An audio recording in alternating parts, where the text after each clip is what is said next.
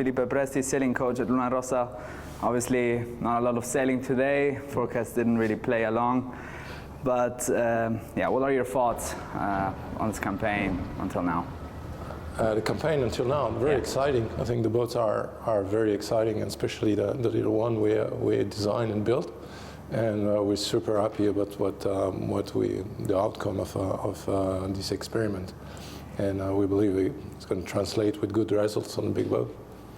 So what do you think are the biggest differences between the previous cap in Auckland? And I think we learned from Auckland quite a bit. You know, in Auckland every day was an improvement from the next, and you know, all the designers reflect for almost 2 years, and I think now the boats are way more agile. They can do all maneuvers very quickly, and performance are astonishing sometimes.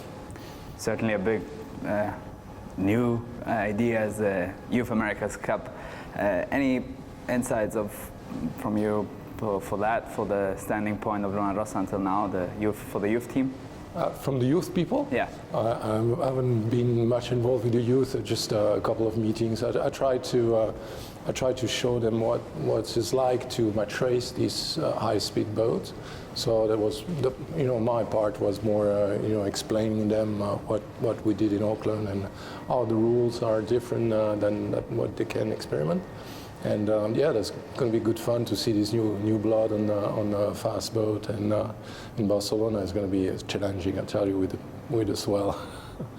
It certainly will. Can you talk us through a debrief after a sailing day? Of course, you use a lot of GoPro footage. Can you talk us through how that? Yeah, actually, when I joined the team 4 years ago now, I just tried to pass the ball to Jacopo because I used to do the day-by-day work, and now Jacopo is in charge of all the development of the boat and the briefs.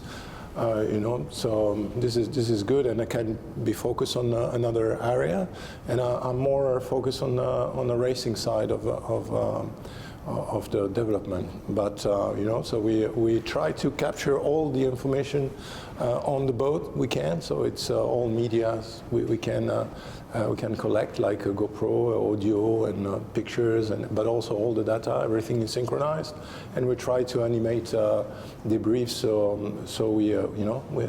no stone will be unturned. So we look at all the problems, all the good things, and try to come back with solutions, and that we can share with designers eventually, or that can be changing our technique. So that's a little bit our mentality, and there's nothing hide. This is good. And considering the Recon footage and data coming from our colleagues based in other teams, how do you cope with that? I think this is great stuff. We every morning we're looking at what's happening around the world. We used to have this sort of service from our internal spies, but now I think we have to use the rule like they are. So we every morning, Jacopo mainly, but also Hamish and me, we just look at what's happening on the other side of the world, try to find ideas, try to understand what's in the mind of our position, and that's great, because that makes us thinking and reacting eventually, or just thinking, and yeah, I believe is a new thing. We have to adapt with that, and we try to use it as an advantage.